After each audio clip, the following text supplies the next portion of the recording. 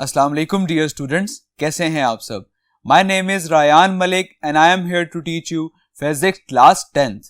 आज हम स्टार्ट करेंगे चैप्टर नंबर 14 का टॉपिक फैक्टर्स अफेक्टिंग रेजिस्टेंस। तो आइए चलते हैं बोर्ड की तरफ।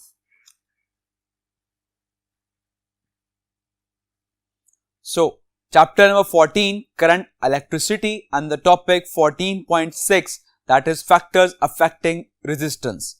तो रेजिस्टेंस पर कौन कौन से फैक्टर्स जो हैं वो अफेक्ट करते हैं।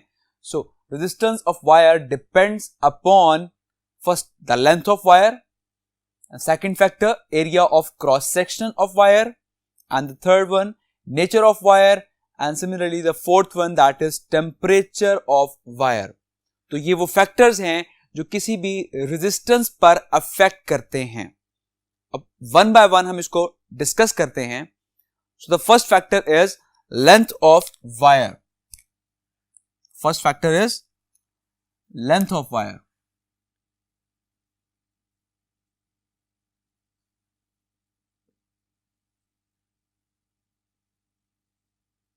किसी वायर की लेंथ जो है वो रेजिस्टेंस पर किस तरह से अफेक्ट करती है। अगर एक एग्जांपल डिस्कस करें कि एक पानी का पाइप है और एक आपके पास स्मॉल लेंथ का पाइप है और एक लार्ज लेंथ का पाइप है।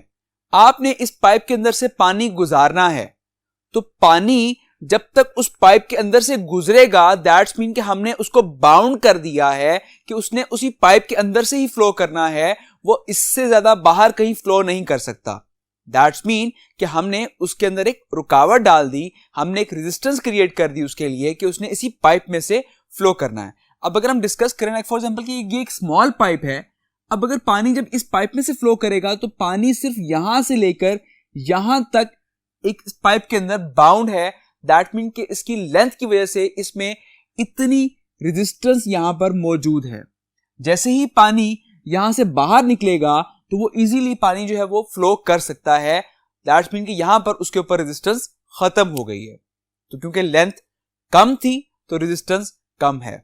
सिमिलरली एक और पाइप डिस्कस करते हैं। जैसे कि आप देख सकते हैं कि इसकी लेंथ काफी ज्यादा है as compare to this pipe. Okay, तो जब इसमें से पानी गुजरेगा तो पानी यहां से लेकर पानी यहां तक पानी इसमें बाउंड है इसके अंदर, और जैसे ही पानी जब यहां से बाहर निकल जाएगा तो पानी इजीली जो है वो फ्लो कर सकता है। दैट मीन कि जितनी पाइप की लेंथ शॉर्ट होगी पानी उस लेंथ तक के लिए बाउंड होगा, जैसे ही पानी उससे बाहर निकलेगा तो पानी इजीली मूव कर सकता है। और सिमिलरली अगर हम उसकी लेंथ इंक्रीज कर देते हैं पाइप की तो पानी जो है वो ज्यादा देर तक के लिए उस पाइप में बाउंड रहेगा। दैट्स मीन उसकी रेजिस्टेंस इंक्रीज हो गई है। सो हम कह सकते हैं कि resistance is directly proportion to the length of a wire, कि जितनी एक वायर की लेंथ इंक्रीज करती जाएगी सिमिलरली रेजिस्टेंस भी इंक्रीज करती जाएगी। Clear?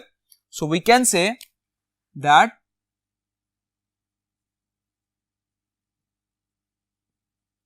resistance is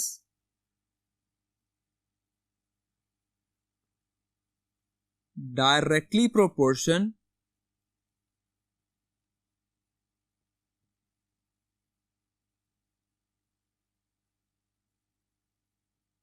to the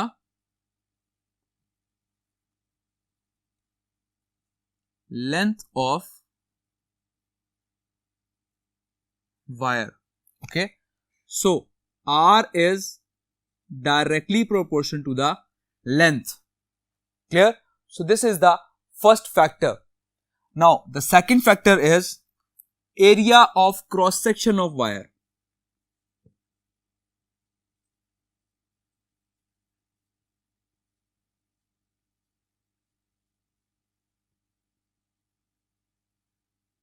Area of cross section of wire. Similarly हम वाटर पाइप की ही एग्जांपल डिस्कस करते हैं। जैसे कि आप देख सकते हैं यहां पर एक पाइप जो है ये काफी थिन है, इसका एरिया काफी स्मॉल है, और सिमिलरली यहां हम दूसरा पाइप आप देख सकते हैं जिसका एरिया काफी लार्ज है, ये एक थिक पाइप है। सो अब आप ये एनालिसिस कर सकते हैं कि जब पानी इस पाइप में से गुजरेगा तो काफी मुश्किल से गुजरेगा, क्योंकि पाइप बहुत छोटा है, पानी को गुजरने में मुश्किल होगी। सो वी कैन से यहां पर पानी की रेजिस्टेंस काफी ज्यादा होगी। और जैसे कि ये पाइप है, इसका एरिया काफी लार्ज है, इसमें से पानी आसानी से गुजर जाएगा। सो हम कह सकते हैं कि पानी आसानी से गुजर जाएगा। दैट्स मीन कि इस केस में रेजिस्टेंस काफी कम होगी, रुकावट काफी कम होगी, पानी आसानी से वहां से फ्लो कर जाएगा। सो वी कैन से कि एरिया इंक्रीज करने से रेजिस्टेंस कम हो जाएगी। So it is inversely proportion. So right it that resistance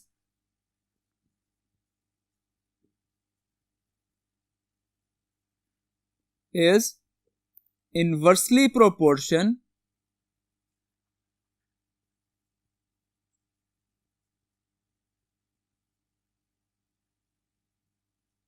to the area of cross section of wire.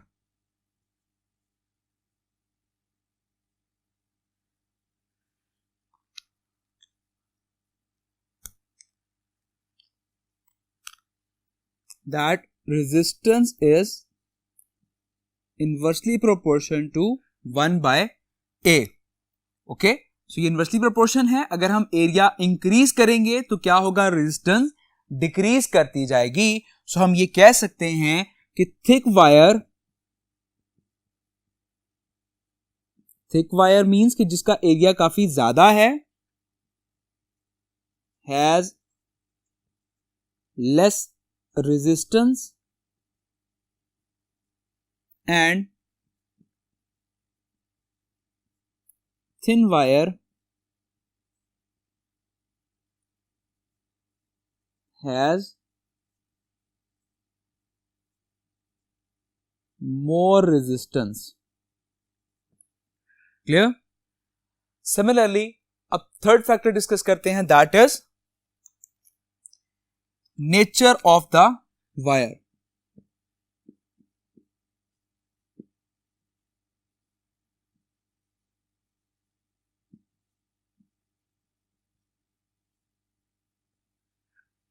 So this factor कि इसमें वायर की नेचर क्या है। जैसा कि कुछ वायर्स होती हैं जिनमें करंट इजीली फ्लो कर जाता है, और कुछ वायर होती हैं जिनमें करंट फ्लो तो कर जाता है लेकिन उसको फ्लो करने में मुश्किल होती है। दैट्स मीन कि उन वायर्स की रेजिस्टेंस बहुत ज्यादा है, और नॉर्मली आपने सुना होगा कि हम कंडक्टिंग वायर के लिए हम नॉर्मली कॉपर वायर का इस्तेमाल करते हैं, क्योंकि कॉपर वायर की रेजिस्टेंस सबसे कम होती है और उसमें करंट जो है वो बहुत आसानी से फ्लो कर जाता है। Clear? So that is called the nature of the wire, कि वायर की नेचर किस तरह की है, उसमें करंट इजीली फ्लो कर सकता है या नहीं कर सकता। सो यहां हम एग्जांपल लिख सकते हैं कि copper wire has less resistance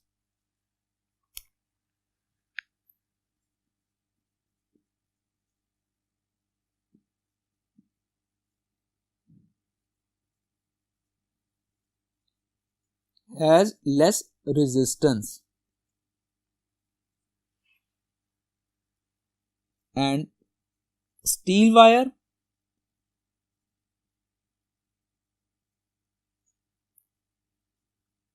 has more resistance.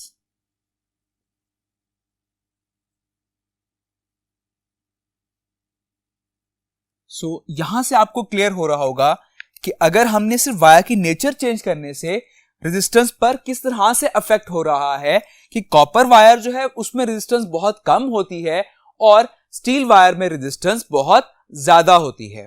Clear? तो ये थे तीन फैक्टर। अब हम इसका फोर्थ फैक्टर डिस्कस करते हैं, that is temperature of the wire. So the fourth factor is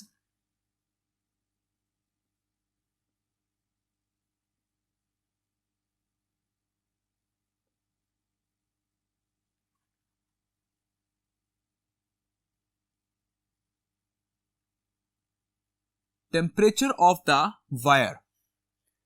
as you know कि वायर जो है वो एटम से मिलकर बनी है, और रेजिस्टेंस बेसिकली ये क्या है, ये एक प्रॉपर्टी है जो कि करंट के फ्लो को अपोज करती है। अब किस तरह से अपोज करती है, मैंने आपसे कहा था कि हर चीज जो है वो एटम से मिलकर बनी है, तो वायर भी एटम से मिलकर बने हैं, और जब करंट फ्लो कर रहा होता है तो करंट के रास्ते में जो एटम है वो उसके लिए एज अ रेजिस्टेंस के तौर पे एक्ट कर रहे होते हैं, वो वहां पर करंट के लिए रुकावट बन जाते हैं। ओके, सो अब टेम्परेचर किस तरह से अफेक्ट करता है? जब आप वायर का टेम्परेचर इंक्रीज करते हैं तो उसके अंदर जो एटम की मूवमेंट होती है वो और ज्यादा तेज हो जाती है, और जब एटम की मूवमेंट तेज हो जाएगी तो वहां पर रेजिस्टेंस भी ज्यादा अफेक्ट करेगी। ओके, तो उस वायर की रेजिस्टेंस भी इंक्रीज कर जाएगी। क्लियर? सो हम लिख सकते हैं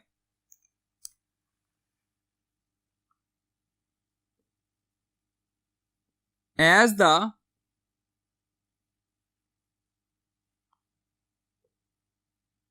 temperature of wire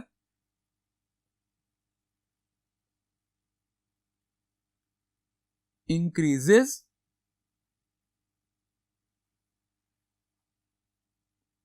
the motion of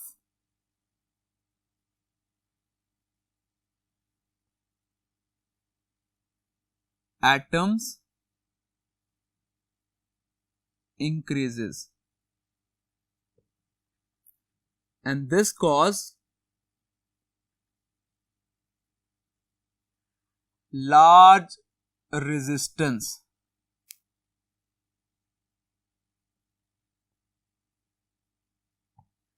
clear?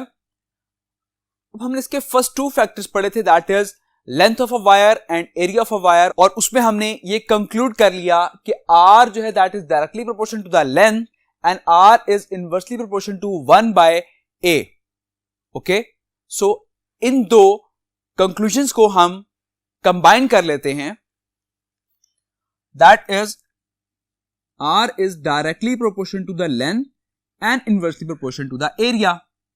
अब यहां पर प्रोपोर्शनैलिटी है, और जब भी हम प्रोपोर्शनैलिटी हटाते हैं तो एक कांस्टेंट आता है, और यहां पर जो कांस्टेंट आएगा दैट इज रो, और इसे हम कहते हैं स्पेसिफिक हीट, और इसे हम कहते हैं specific resistance. So this rho is the proportionality constant. So ये रो क्या है? This rho is the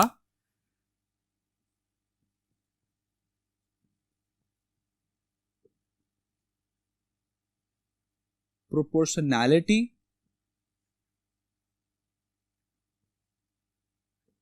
constant, और ये रो है स्पेसिफिक रेजिस्टेंस।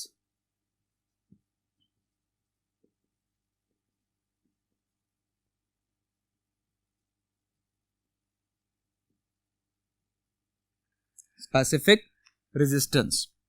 अब स्पेसिफिक रेजिस्टेंस का यूनिट क्या होगा? जैसे कि अब इसका हम पहले फॉर्मूला ड्राइव कर लें, अगर तो एरिया यहां पर डिवाइड हो रहा है, यहां पर जाके मल्टीप्लाई हो जाएगा और लेंथ इस तरफ आकर डिवाइड हो जाएगी। सो इसका फॉर्मूला बन जाएगा rho is equals to R area over length. अब स्पेसिफिक रेजिस्टेंस बेसिकली क्या है? स्पेसिफिक रेजिस्टेंस आपको बता रहा होता है कि 1 मीटर क्यूब अगर वायर है तो उसमें रेजिस्टेंस कितनी मौजूद है। अगर हमें किसी वायर की स्पेसिफिक रेजिस्टेंस मालूम हो कि इसके 1 मीटर क्यूब में कितनी रेजिस्टेंस मौजूद है, तो हम इजीली बता सकते हैं कि अगर उस वायर की लेट्स सपोज के लेंथ 1000 किलोमीटर भी है, तो हम इजीली बता सकते हैं कि इस 1000 किलोमीटर में टोटल रेजिस्टेंस कितनी होगी। क्लियर? तो specific resistance is much more important, कि हमें उस पूरी 1000 किलोमीटर वायर की रेजिस्टेंस फाइंड नहीं करनी पड़ती। अगर हमें उसकी स्पेसिफिक रेजिस्टेंस मालूम है तो आप इजीली उस 1000 किलोमीटर वायर की रेजिस्टेंस इजीली कैलकुलेट कर सकते हैं। सो अब हम इसका यूनिट डिस्कस करते हैं। जैसा कि हमने यहां पर रेजिस्टेंस का यूनिट पढ़ा था दैट इज ओहम। सो इसका यूनिट हमने पढ़ा था ओहम। एरिया का यूनिट होता है मीटर स्क्वायर, और लेंथ का यूनिट होता है मीटर। सो मीटर यहां पर 1 मीटर से कैंसिल हो जाएगा और रिमेनिंग यूनिट रह जाएगा ओहम मीटर। ओके, तो ये है इसका यूनिट।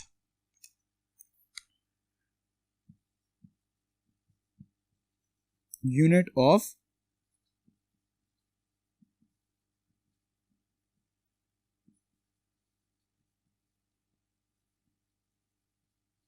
specific resistance,